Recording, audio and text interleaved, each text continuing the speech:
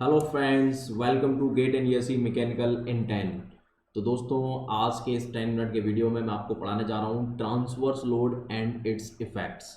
ठीक है, तो ट्रांसवर्स लोड, बच्चे बड़े कंफ्यूज होते हैं कि सर ट्रांसवर्स लोड क्या है। तो दोस्तों आज जानेंगे कि what is the meaning of the transverse.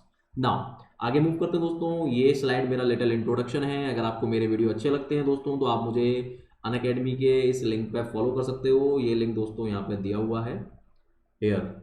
और दोस्तों ये लिंक आपको नीचे वीडियो के डिस्क्रिप्शन में भी मिल जाएगा। आप वहाँ पे उसको क्लिक करेंगे, आप अनअकैडमी के साइट पे पहुंच जाएंगे और वहाँ पे आप मुझे फॉलो कर सकते हैं ताकि आपको latest video update time to time मिलते रहें। इसके अलावा दोस्तों ये मेरी पर्सनल मेल आईडी, आप मुझे मेल कर सकते हैं आपकी कोई प्रॉब्लम है। इसके अलावा दोस्तों आप मुझे यहाँ पे कॉन्टैक्ट भी कर सकते हैं regarding the subscription, regarding your कोई कॉन्सेप्ट अगर आपको पूछना है, कोई भी चीज़ हो सकती है। ठीक है फ्रेंड, इन केस मैं कॉल नहीं उठाता हूँ, जस्ट लीव अ मैसेज कि गौरव सर आपसे बात करनी है, I will directly contact you. Okay friends, now start करते हैं विदाउट वेस्टिंग अवर टाइम कि ट्रांसवर्स ट्रांसवर्स लोड का मतलब क्या होता है। ठीक है, एक्चुअली मैंने यहाँ जो हेडिंग लिखी हुई है see carefully, where it is transverse load. तो एक्चुअली जो ट्रांसवर्स लोड है, ट्रांसवर्स ट्रांसवर्स का मतलब समझिए पहले। Anything which is perpendicular to the longitudinal axis और parallel to the cross section. क्या बोला मैंने? Anything which is perpendicular to the longitudinal axis और parallel to the cross section. See carefully, for an example we have a cantilever beam. Suppose हमारे पास एक cantilever beam है like this.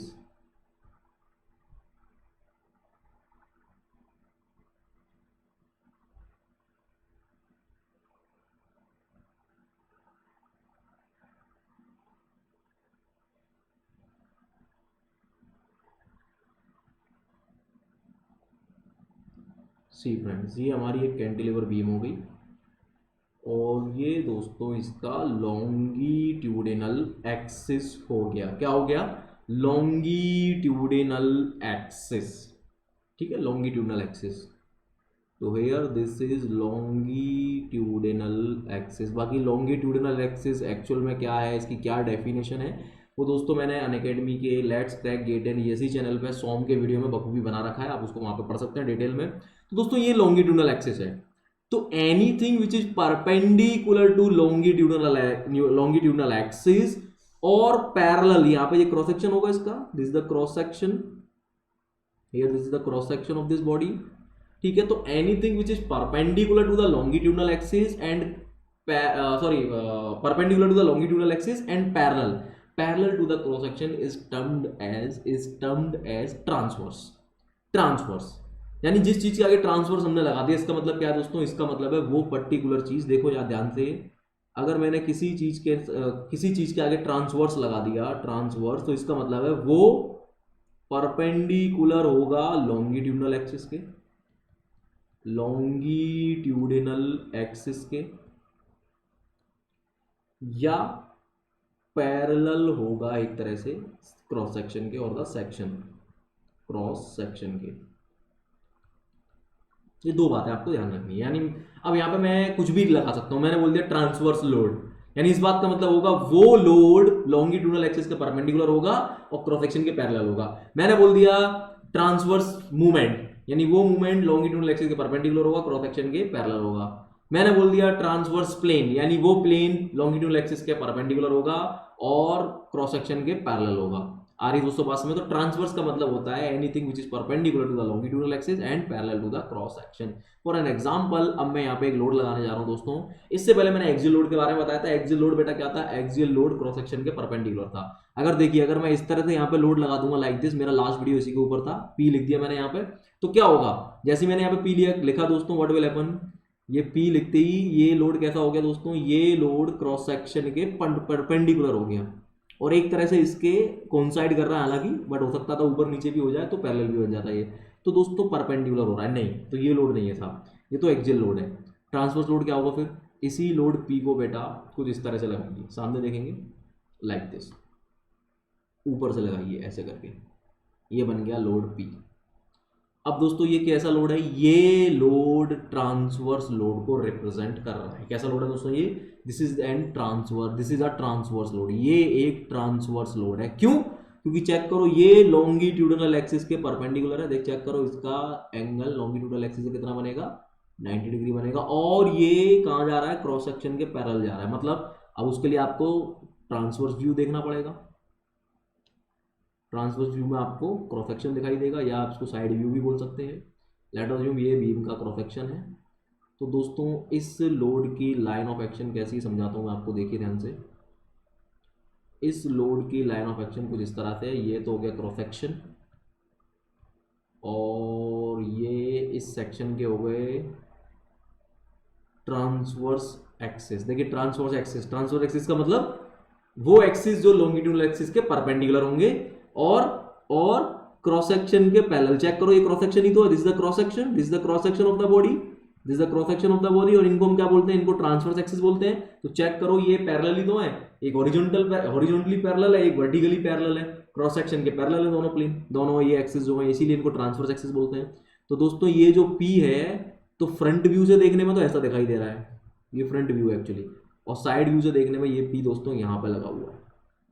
यानी इसकी लाइन ऑफ एक्शन जो है, इस P की जो लाइन ऑफ एक्शन है, इस P की लाइन ऑफ एक्शन कहाँ से जा रही है, बिल्कुल सेंट्रोइड से जा रही है, यहाँ से, ये सेंट्रोइड से होके गुजर रही है। और कैसा है दोस्तों, ये पैरेलल। P की लाइन ऑफ एक्शन कैसी होगी, क्रॉस सेक्शन के पैरेलल, क्रॉस सेक्शन के पैरेलल। तो देखिए दोनों बातें प्रूव हो रही हैं। इस व्यू से देखने में हमें दिख रहा है कि ये P लॉन्गिट्यूडनल एक्सिस के परपेंडिकुलर है, यानी ये वाली बात प्रूव हो रही है।